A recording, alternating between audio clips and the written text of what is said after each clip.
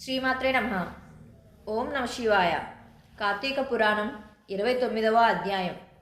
అంబరీషుని దుర్వాసమునిని రక్షించి పూజించుట.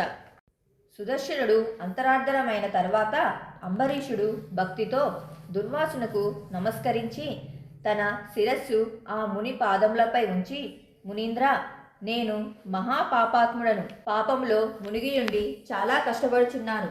కనుక గృహస్థుడైనట నా ఇంట భుజించి నన్ను ఆనందింపుము. నీవు నా యందు దయవుంచి తిరిగి నా గృహమునకు విచ్చేసి నన్ను రక్షించితివి. నీవు తిరిగి వచ్చుట వలన నేను ధన్యుడనైతిని. నిన్ను దర్శించుట వలన నాకు అభయదానం, ప్రాణదానం, పరలోకదానం లభించినవి అని చెప్పుచున్న రాజును దుర్వాసుడు పైకి లేవనెత్తి ఆనందముగా ఇట్లనెను. రాజా, నీ వలన నా ప్రాణములు రక్షించబడినవి. ప్రాణములను రక్షించువాడు తండ్రి సమానుడగును. నేను నమస్కరించిన ఎడల నీవు దుఃఖపడేదవు. తండ్రికి కష్టం కలిగించు పని చేయకూడదు, కావున నీకు నమస్కారం చేయను. నేను నీకు గొప్ప కష్టం కలిగించి తిని దానికి ఫలితం అనుభవించి తిని నీవు దయతో నాకు కలిగిన కష్టమును నివారణ చేసితివి. నేను నీతో కలిసి భుజించేదను అని పలికి అంబరీష మహారాజుతో కలిసి భోజనం చేసెను.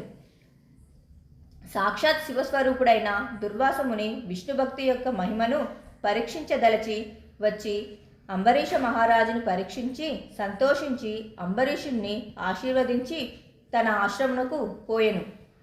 కనుక కార్తీక మాసమందు హరిబోధిని ద్వాదశి సమస్త దానఫలమును, సమస్త తీర్థఫలమును, సమస్త యజ్ఞఫలమును ఇచ్చును.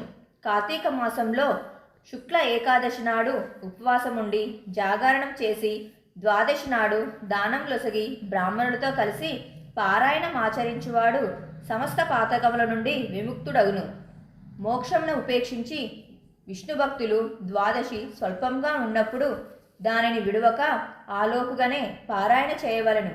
కార్తీక శుక్ల ద్వాదశి నాడు చేసిన పుణ్యము స్వల్పమైనను అనంత ఫలమిచ్చును. ఈ పుణ్యకథను చదువువారు వినువారు పాప విముక్తులవుదురు. పుత్ర పౌత్ర సమేతముగా అనేక భోగములను అనుభవించి తుదకు పరమపదము నందుందురు. శ్రీమాత్రే నమః.